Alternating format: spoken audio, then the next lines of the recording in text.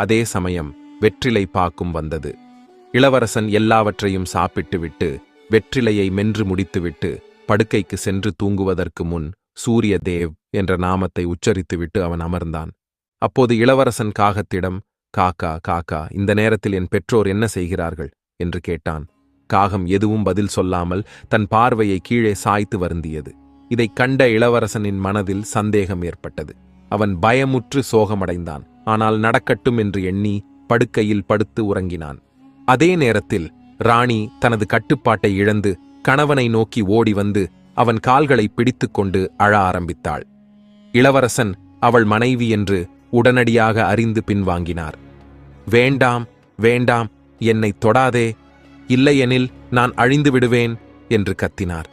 ராணி இரு கைகளையும் கூப்பி கணவனிடம் மன்னிப்பு கேட்டாள். சுவாமி, நான் பெரிய தவறு செய்துவிட்டேன். நான் உங்கள் பேச்சை நம்பாமல் கேள்வி கேட்டது என் பிழை. அதை மன்னிக்கவும். இளவரசன் தன் மனதை கட்டுப்படுத்தி, உன் தவறுக்கான தண்டனை உனக்கே கிடைத்துவிட்டது. இனி நீ வீட்டிற்கு திரும்பு. உன் தவறு என் பெற்றோர்களையும் பாதித்துவிட்டது. அவர்கள் மிகவும் வருந்துகிறார்கள். இனி நீ இன்னொரு தவறு செய்யாதே என்று கூறினார்.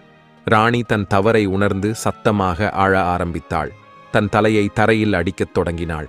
இளவரசன் ராணியின் மனவலிமையைக் கண்டு இரக்கப்பட்டு, நீ என்னை பெற விரும்பினால் ஒரு கடினமான செயலை செய்ய வேண்டும் என்றார்.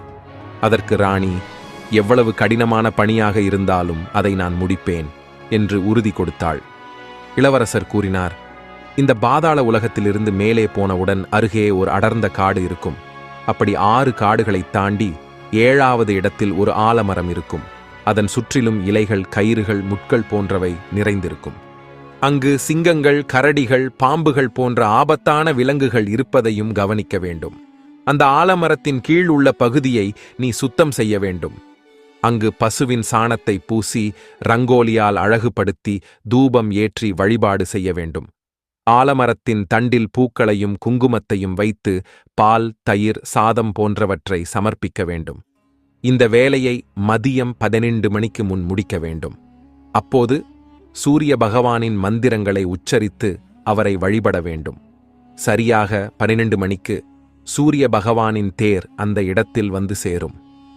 சூரிய பகவானை நேரடியாக வழிபட்டு அவருடைய மந்திரங்களை ஜபிக்க வேண்டும். சூரிய பகவான் உனது செயலை பாராட்டி உனக்கு விரும்பிய வரத்தை அளிப்பார். அப்போது அவரது தேரின் வலது குதிரை வேண்டும் என்று கேள்.